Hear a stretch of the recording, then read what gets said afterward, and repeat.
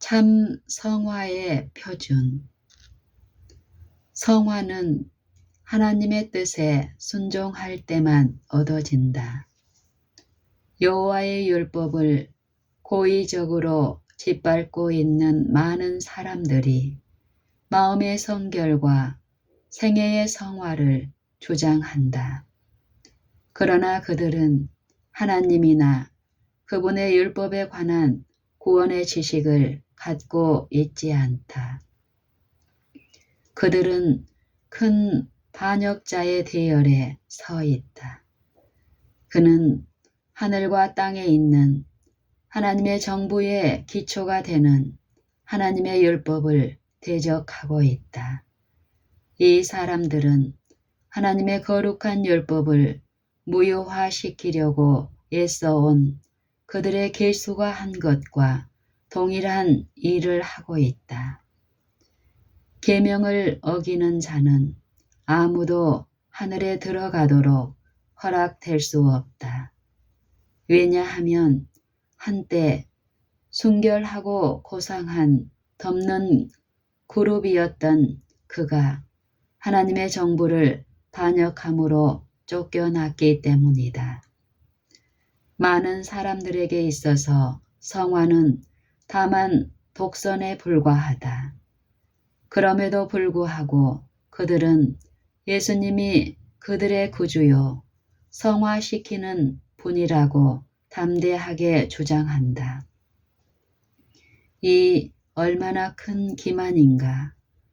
아버지의 율법, 그리스도께서 높이고 영광스럽게 하기 위하여 오신 그 율법을 범한 자를 하나님의 아들이 성화시키겠는가. 아버지의 율법, 그리스도께서 높이고 영광스럽게 하기 위하여 오신 그 율법을 범한 자를 하나님의 아들이 성화시키겠는가. 내가 내 아버지의 계명을 지키었노라고 그분은 증언하신다. 하나님은 인간의 불완전한 표준에 맞추기 위해 그분의 율법을 낮추지 않으신다. 그러므로 인간은 하나님을 향한 진정한 회개와 우리 주 예수 그리스도를 향한 믿음이 없이는 그 거룩한 율법이 요구하는 바에 이룰 수 없다. 만일 누가 죄를 범하면 아버지 앞에서 우리에게 대언자가 있으니 곧 의로우신 예수 그리스도시라. 요한일서 2장 1절. 그러나 하나님께서는 사람에게 신성한 율법을 순종하는 일을 면제시켜주기 위해 당신의 아들에게 고통과 경멸에 찬 삶과 수치스러운 죽음을 주지 않으셨다. 사단의 기만적인 힘이 너무 크기 때문에 많은 사람들이 그리스도의 속죄를 아무런 가치도 없는 것으로 여기게 되었다. 범죄자들에게는 다른 희망이 없었기 때문에 그리스도께서 돌아가셨다. 그는 장래에 하나님의 율법을 지키고자 노력할 수도 있다. 그러나 그가 과거에 진 빚은 그대로 남아있다. 그래서 율법은 그에게 죽음의 선고를 하지 않을 수 없다. 그리스도께서는 죄인 스스로가 갚을 수 없는 그 빚을 갚아주기 위해 오셨다. 그러므로 그리스도의 속죄의 희생을 통하여 죄인에게는 또 다른 시험이 허락되었다. 사단의 궤변. 그리스도의 죽음이 율법을 대신하는 은혜를 가져왔다는 것이 사단의 궤변이다. 예수님의 죽음은 십계명의 법을 가장 경미한 정도로도 변화시키거나 또는 무효화시키거나 감소시키지 않았다. 구주의 보혈을 통해 인간에게 주어진 귀중한 은혜는 하나님의 율법을 확립시킨다. 인간의 타락 이래로 하나님의 도덕적인 정부와 그분의 은혜는 분리될 수 없다. 그것들은 모두 모든 시대를 통하여 공존한다. 긍휼과 진리가 같이 만나고 의와 화평이 서로 입맞추었다. 시편 85편 10절. 그리스도의 죽음이 율법을 대신하는 은혜를 가져왔다는 것이 사단의 궤변이다.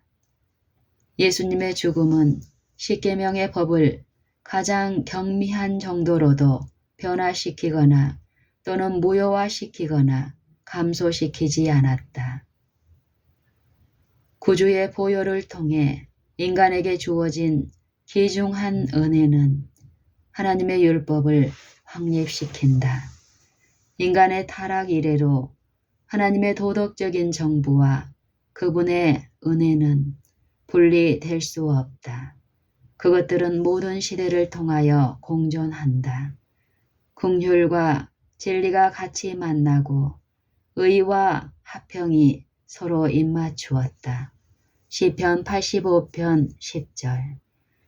우리의 대리자이신 예수님은 범법의 형벌을 인간을 대신해서 받기로 동의하셨다. 그분은 신성을 인성으로 입으시고 인자, 곧 구주요 구속주가 되셨다. 하나님의 사랑하는 아들이 인간을 구원하기 위해 돌아가신 바로 그 사실이 신성한 율법의 불변성을 나타낸다. 범법자의 입장에서 볼 때 하나님께서 당신의 율법을 폐지하신다면 사람들에게 구원받을 길이 주어지고 그리스도께서도 하늘에 머물러 계시게 될 터이니 이 얼마나 쉬운 일인가. 은혜를 통하여 율법을 깨뜨리는 자유를 가르치는 교리는 치명적인 기만이다. 은혜를 통하여 율법을 깨뜨리는 자유를 가르치는 교리는 치명적인 기만이다. 은혜를 통하여 율법을 깨뜨리는 자유를 가르치는 교리는 치명적인 기만이다. 하나님의 율법을 범한 모든 사람은 죄인이다. 그러므로 알려진 죄 가운데 사는 동안 아무도 성화될 수 없다. 하나님의 사랑하는 아들의 겸비와 고민은 아버지의 율법을 범할 자유를 인류에게 얻어주기 위해서가 아니고 그분의 보좌에 그리스도와 함께 앉도록 해주기 위해 겪은 것이었다. 가장 흉악한 죄인이 용서를 받고 순종의 생애를 살아갈 힘을 얻을 수 있게 된 것은 그분의 공로와 회개와 믿음의 행사를 통해서였다. 죄인은 죄 속에서 구원을 얻는 것이 아니고 죄로부터 구원을 얻는다. 죄란 무엇인가?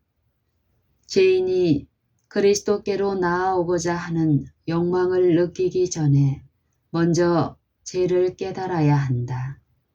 죄는 불법이라. 율법으로 말미암지 않고는 내가 죄를 알지 못하였으니 요한일서 3장 4절, 로마서 7장 7절. 계명이 사울의 양심에 새겨졌을 때 죄는 살아나고 그는 죽었다. 그는 하나님의 율법으로 정죄받은 자아를 보게 되었다. 죄인이 죄를 구성하고 있는 것이 무엇인지를 알지 못하면 자기의 유죄를 깨달을 수 없다. 사람이 그리스도를 믿기만 하면 하나님의 율법을 순종하든지 불순종하든지 별로 중요한 일이 아니라고 주장하는 한 성경상 성화를 경험하기란 불가능하다.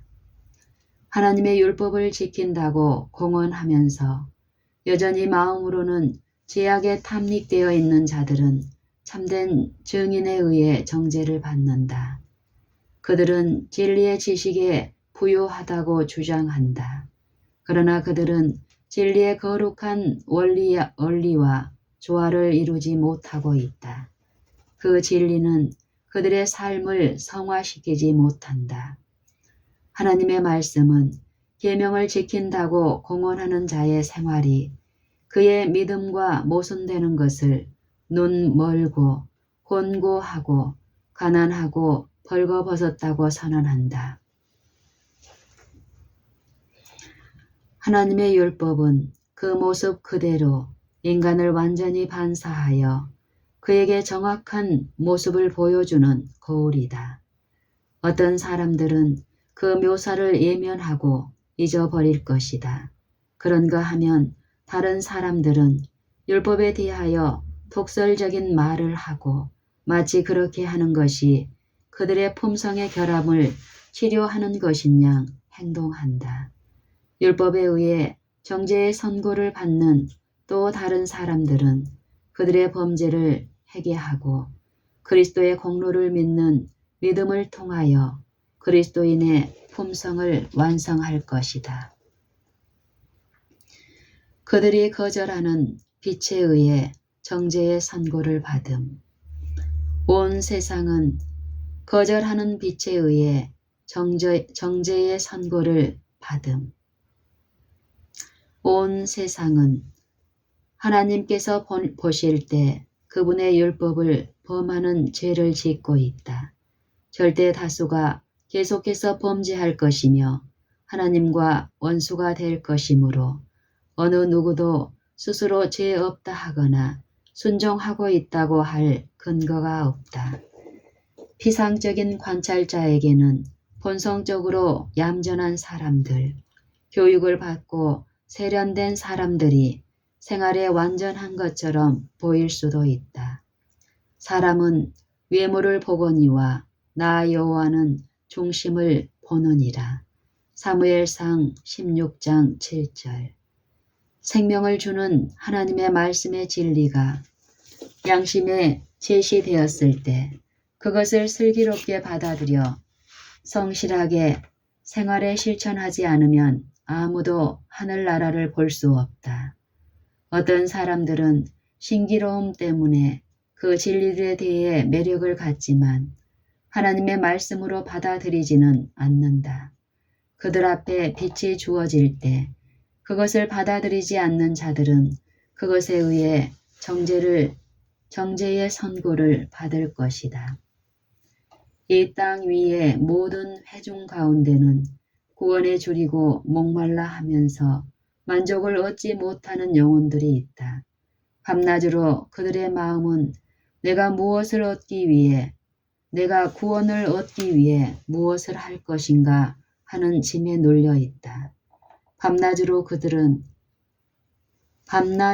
그들의 마음은 내가 구원을 얻기 위해 무엇을 할 것인가 하는 짐에 눌려 있다. 그들은 하나님 앞에서 의롭게 되는 길을 배우고자 원하면서 인기 있는 설교에 열심히 귀를 기울인다. 그러나 너무도 흔히 그들은 웅변조에 듣기 좋은 열변만을 들을 뿐이다. 종교 집회마다 실망스럽고 슬픈 마음들이 있다. 목사는 회중들에게 하나님의 율법을 지킬 수 없다고 설교한다. 그는 말한다. 오늘날은 율법이 인간을 속박하지 않는다.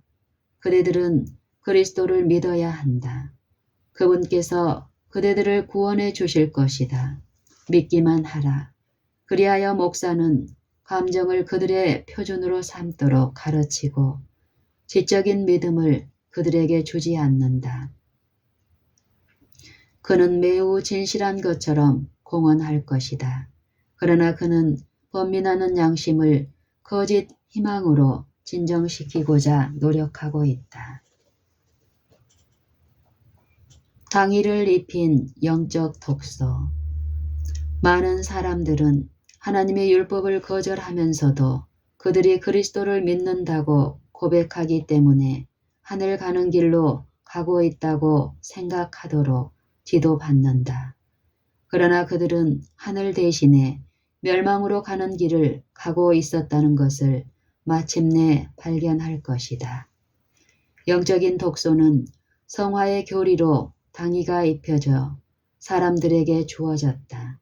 수많은 사람들은 그들의 신념에 정직하기만 하면 안전할 것이라 생각하면서 그것을 열심히 삼킨다. 그러나 정직이 오류를 진리로 바꾸지는 못할 것이다.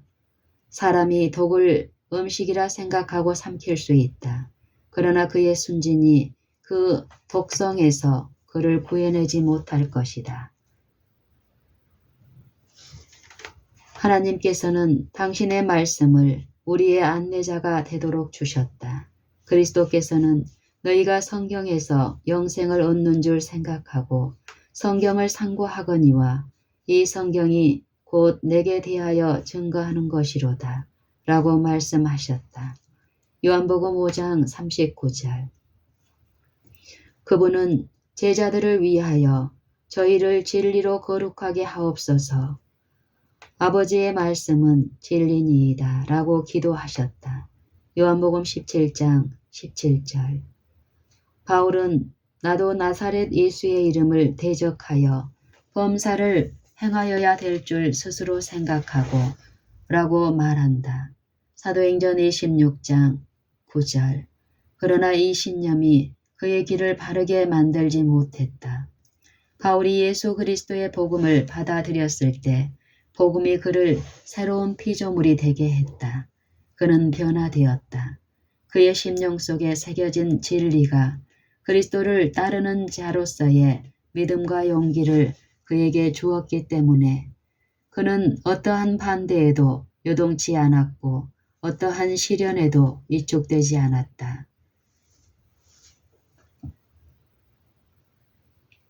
사람들은 하나님의 율법을 거절한 데 대해 위로가 되는 어떤 핑곗거리를 만들 수가 있다. 그러나 어떤 변명도 심판날에 받아들여지지 않을 것이다. 하나님을 대적하고 범죄한 영혼들을 범죄의 길에서 강하게 하는 자들은 범해진 율법을 통하여 위대한 입법자를 불언간에 만나게 될 것이다.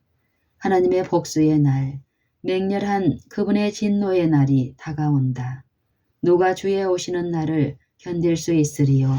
사람들은 성령의 역사에 대하여 그들의 마음을 완고하게 했다. 그러나 그분의 분노의 화살은 신념의 화살이 뚫을 수 없었던 곳을 관통할 것이다. 하나님이 죄인을 처벌하기 위해 일어설 날이 멀지 않을 것이다. 그날의 거짓 목자가 범법자를 보호해 줄 것인가? 수많은 사람들과 함께 불순종의 길을 간 그가 용서받을 수 있겠는가? 인기나 숫자가 어떤 사람을 무죄로 만들겠는가? 이것들은 부주의하고 무관심한 자들이 스스로 깊이 숙고해야 할 문제들이다. 이것들은 부주의하고 무관심한 자들이 스스로 깊이 숙고하고 해결해야 할 문제들이다.